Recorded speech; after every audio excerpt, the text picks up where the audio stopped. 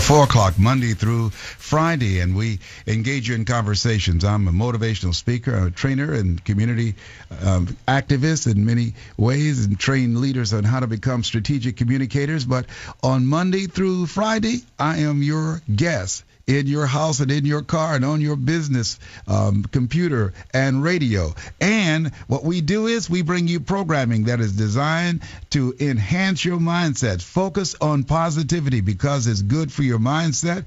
It also inspires you to get out of your comfort zone, gives you some stretch goals, and we have some stimulating conversation around a variety of topics, and we invite you to engage in the conversation so we can hear your story about the things that we talk about. So we want to thank you so much for joining us, because this program, it doesn't focus on the problems of the world.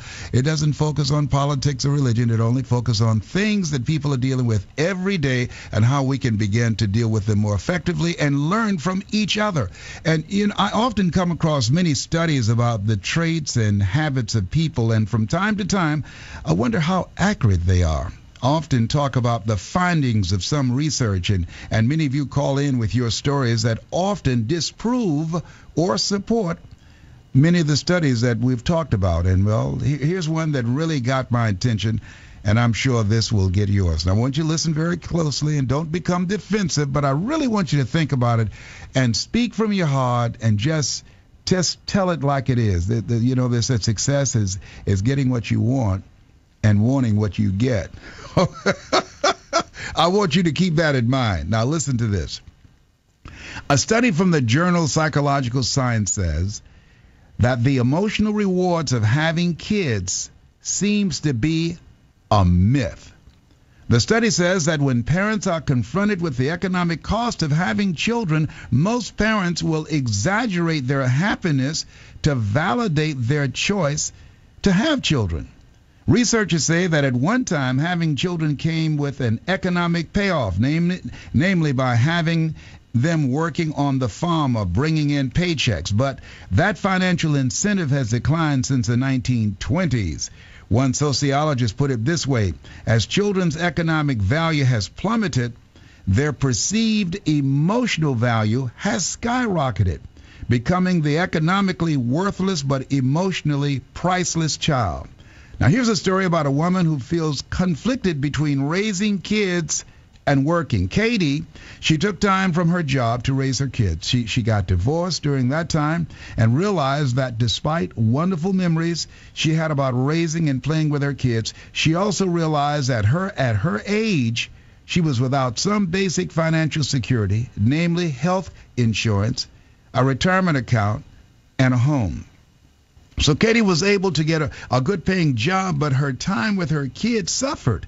She writes, "I'm grateful, very grateful, even on the days when I'm at home, and when I have to work and can't be at home. I have to work 12 hours and don't see my kids except to put them to bed." I have a lot of catch-up to do in my career, but I pinch myself every day feeling lucky that I have won it all. I know that I might have ended up in a very dire place if I were looking for a job today with the spotty stay-at-home mom type resume I had to offer when I was looking back in 2004. So what I want to ask you is, and what I want to know is, given everything you have now as an adult, was having kids worth it? If you're trying to balance work and family, how do you do it? What has worked for you?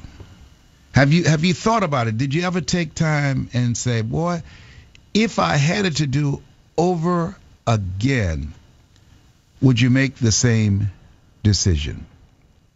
Now, and when I think about that, and just getting ready for this program, and I want you to call, the number to call is KFWB News Talk 980, and that number I want you to call, and I want you to listen closely, 323-520-6215. That's 323-520-6215. 323-520-6215. I'm going to repeat it again.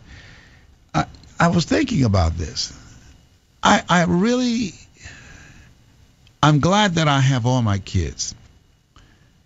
I think what I would do differently I would have them with a different person. You understand what I'm talking about? I'm just trying to keep this real. I just want to be straight. I'd like to give a speech. I'd like to give a speech about that. Early on, I wish I knew early on what I know now. I think that when you start out in life and you find a partner, I think we suffer, some of us. I know I did. I can't speak for you, but I know I suffered from delayed enlightenment. The person wasn't who I thought they were, and I wasn't who they thought I was. And we grew apart. And because when I had kids, I wanted to be married forever and have my kids with the same person, and that's not what happened. And I have delayed enlightenment. I mean, this person, and I'm sure she feels the same way about me. That's why we're not together.